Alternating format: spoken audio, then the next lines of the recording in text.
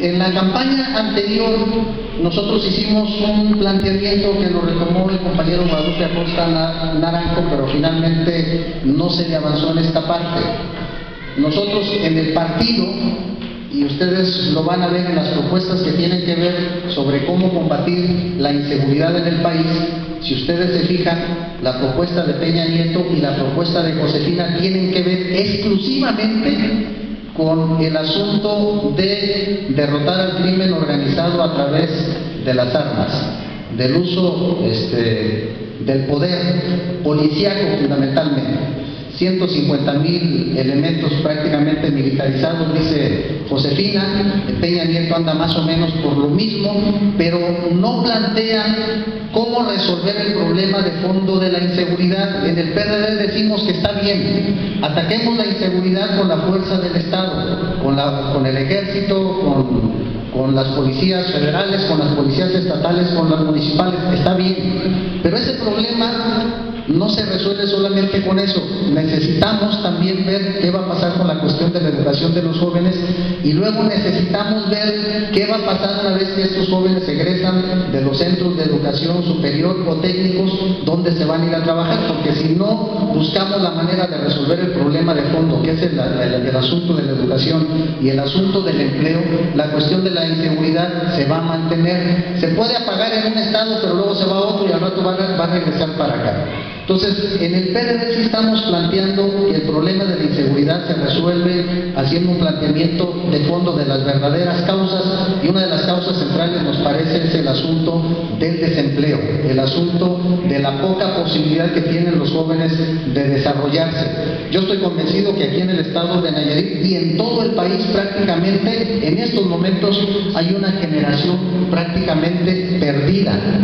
Yo tengo hijos que están en edad de trabajar, dos de ellos ya egresaron de la universidad, no trabajan, no tienen empleo. Y así hay muchos aquí de los jóvenes que están saliendo, y los que tienen empleo es un empleo sumamente bajo, o están trabajando en otra actividad que no tiene absolutamente nada que ver con su actividad. Entonces, miren, yo quiero plantearles a ustedes, al menos de entrada, tres cuestiones que pudiéramos retomar, y esto lo planteo porque se ocupa un trabajo de equipo. Se necesita un trabajo de equipo y de integración de mucha gente. Ustedes, el primer asunto que tiene que ver con la posibilidad de una gestión de empleo. Qué bueno que está aquí un ex presidente de Canacintra como es Víctor. Miren, cuando se construyó Aguamilpa, que fue cuando Carlos Salinas de Gortari, una vez que se construyó Aguamilpa, se tuvo que construir otra presa más abajo de Aguamilpa, que se llama San Rafael. A lo mejor muy pocos han oído hablar de San Rafael, y a lo mejor menos la conocen. Está a algunos 10 kilómetros abajo de Aguamilpa. La presa de San Rafael se construyó precisamente para que cuando Aguamilpa genera energía eléctrica, pues esta presa de San Rafael tiene que retener las avenidas de las bajadas de agua cuando se genera energía eléctrica en Aguamilpa, porque si no hubiera una presa que pudiera retener y regular esa agua, pues entonces no existiría Santiago ni los pueblos alrededores. Bueno, esta presa de San Rafael, que está aquí en los límites del municipio de Tepic con el Nayar. Esta presa de San Rafael, que tiene más de como 240 metros de cortina y una altura como de 30 metros más o menos, es una presa que tiene tres funciones, y ahorita se concesionó a una empresa brasileña y todavía sigue concesionada a una empresa brasileña. Pero esta presa que fue hecha para tres cosas, ahorita solamente regula el agua de Aguamilpa, pero también tiene allí una zona, si ustedes se fijaron en el video, tiene una parte, están las compuertas para lo que debiera de ser la generación de energía eléctrica. O sea, esa presa puede generar energía eléctrica, y esa presa también, otra de las funciones que debiera de tener es conducir agua para riego de la margen derecha del río Santiago. Estas dos cosas no las está haciendo. ¿Por qué decimos nosotros que debiéramos de buscar, en este caso, con la posibilidad de un polo de desarrollo industrial que, dependiendo de los estudios, nos pudiera decir si es para maquinaria liviana, para maquinaria media o para industria pesada, para industria ligera, para industria mediana, pues solamente a través de unos estudios. ¿Por qué decimos nosotros que en Yago pudiera ser esa parte? Porque en Yago pasa el tren, o sea, hay conectividad. En Yago también ya pasan ahorita prácticamente la supercarretera, digo, no es de 4 carriles, pero no deja de ser una supercarretera, la de cuota. Y en Yago también está muy cerca la carretera libre. Hay dos partes que tienen conectividad, que son cosas que sirven mucho para saber si un lugar puede ser utilizado para la industria o no.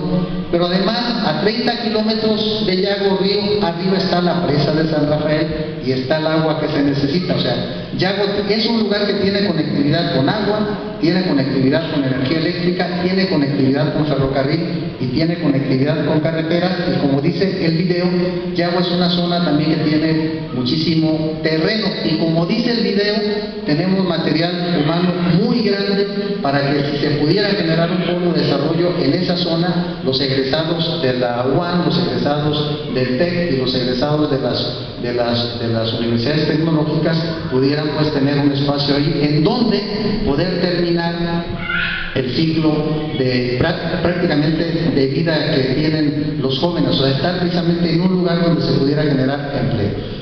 Nosotros hicimos un breve estudio y se requiere, para saber si efectivamente Yago tiene esas potencialidades, pues se requieren estudios. Se hizo un pequeño esbozo y a lo mejor se requieren entre 40 y 50 millones de pesos solo para los estudios. Yo les comento a ustedes, se tuvo una reunión con el ingeniero Guillermo Guerrero Villalobos, a lo mejor algunos ya lo conocen. Guillermo Guerrero Villalobos fue director de la Comisión Federal de Electricidad y fue director de la Comisión Nacional del Agua. Él conoce muy bien esta zona. Y él decía, es cierto, el asunto de las ciudades industriales del país están ahorita en donde prácticamente ya no hay agua. El centro de desarrollo industrial más grande del país, que es el estado de Nuevo León, Monterrey, por ejemplo, uno de los más importantes, pues es una zona, tenía como 2 años casi que no llovía. O sea, toda la parte de la meseta central del país es una zona prácticamente que no tiene agua, y el agua es determinante para todas estas cuestiones. Miren, más temprano que tarde, creo yo, Nayarit se va a convertir en algo muy importante en el país. Aquí en Nayarit no tenemos grandes sequías, apenas una pequeña parte de la sierra. Tampoco tenemos inundaciones de mes y medio o de 2 meses como es en la zona de Veracruz, de Tabasco, de toda esa parte. La verdad, tampoco tiembla, bueno, poquito. Sí. La otra vez tembló poquito, y hay sequías, pero poquito. O sea, no es un asunto. Tenemos más o menos un estado estable. Yo les comentaba, aquí en Nayarit tenemos 5 grandes ríos, 3 intermedios, el Santiago, el San Pedro y el Acaponeta, y el río Cañas, que colindamos con Sinaloa, y acá el río Meca, que colinda con el estado de Jalisco. Creo que no hay otro estado de la República que en 300 kilómetros de distancia tenga 5 grandes ríos y tantas capacidades de agua.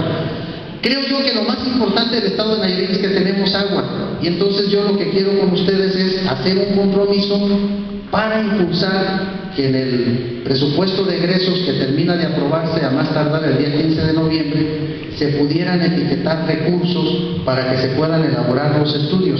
¿Por qué nosotros estamos planteando que alguien como Guillermo Guerrero Villalobos venga, o al menos él dirija los estudios? Porque miren, es como si un estudio lo hace una universidad Patito, o un estudio lo hace la ITESO, o lo hace el Tecnológico de Monterrey, o lo hace la UNAM.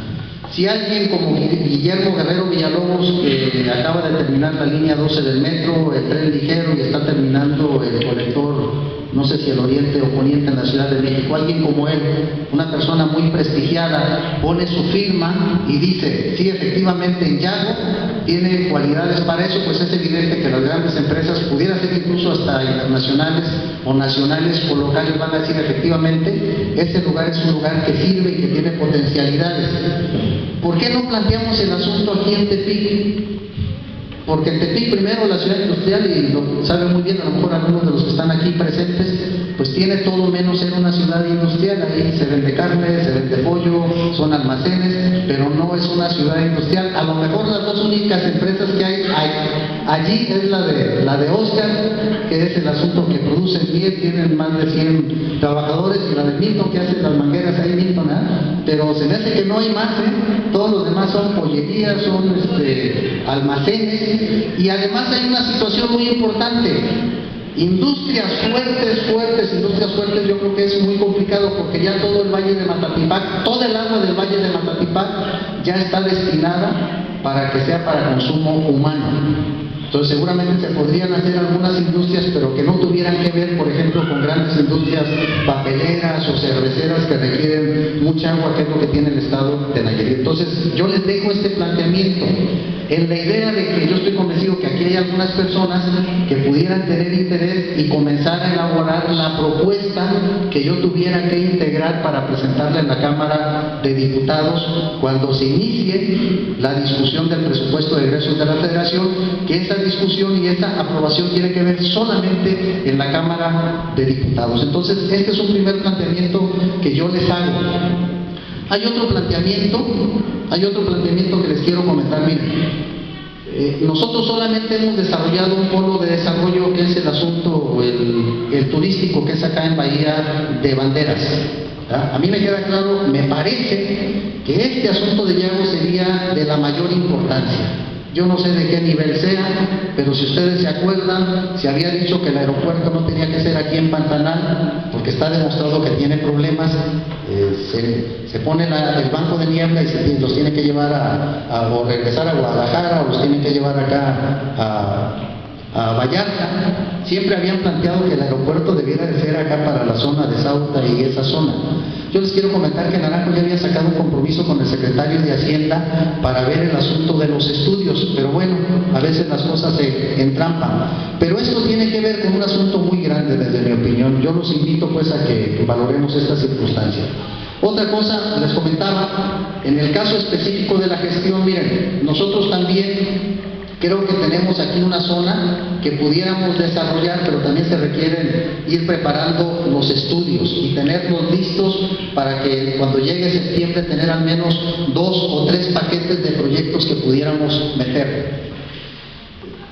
La zona, desde mi opinión, tendrían que elaborarse los estudios. Una de las zonas más importantes del estado de Nayarit que tiene agua dulce fuera de donde están las grandes cuencas de los ríos es la zona que comienza aquí, exactamente aquí, en la punta de esta sierra de San Juan, y que termina allá por Cumbres de Huesisila, todo lo que es esta parte. Hay más de, no sé, 50, 60,000 hectáreas, lo que nosotros en el campo le llamamos falda a la sombra. Lo que es todo el otro lado, ¿no? Si ustedes se fijan, aquí le pega el sol en esta parte, está más seco, pero nada más de la mitad para allá, para aquel lado. Y es una zona de cerca de 50,000 hectáreas donde comienzan los grandes veneros de agua, aquí comenzando con las víboras. Este es el primer manantial que brota producto de toda esta zona y termina allá con la salida de agua, el último arroyo grande que pasa es el que está allá, que sale en Otates, allá entre San Blas y Compostela. Bueno, desde aquí hasta allá hay una serie de manantiales enormes.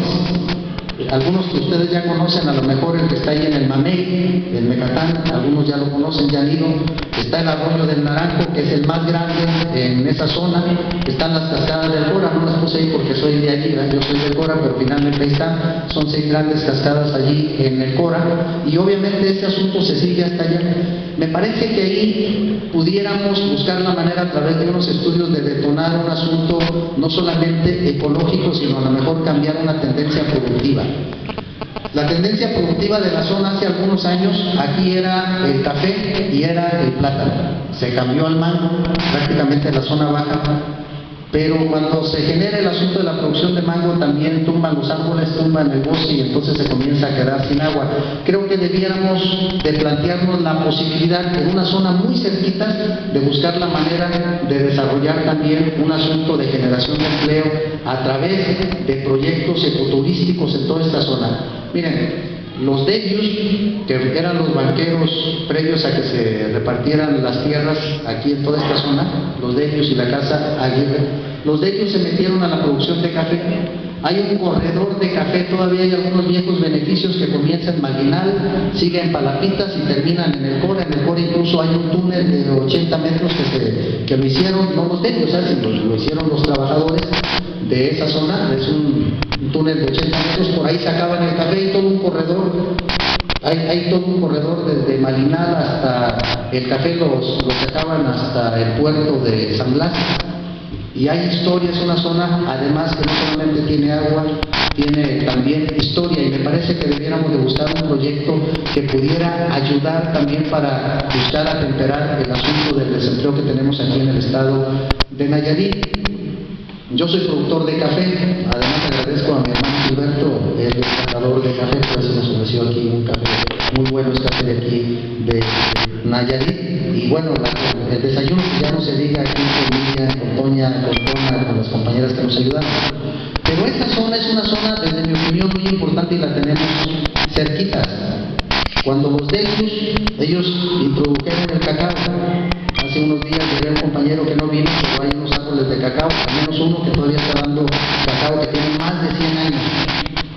Hay también, por ejemplo, un pan de árbol, la ayaca, ahí en la ex hacienda del Cora, un árbol grande, lo abarcaremos entre algunos dos, todavía tiene yacas, todavía. Entonces, me parece que esa zona es una zona que si podemos hacer algunos estudios y elaborarlos y nos ayudan, de eso se trata, pudiera ser otra zona. Termino con lo siguiente.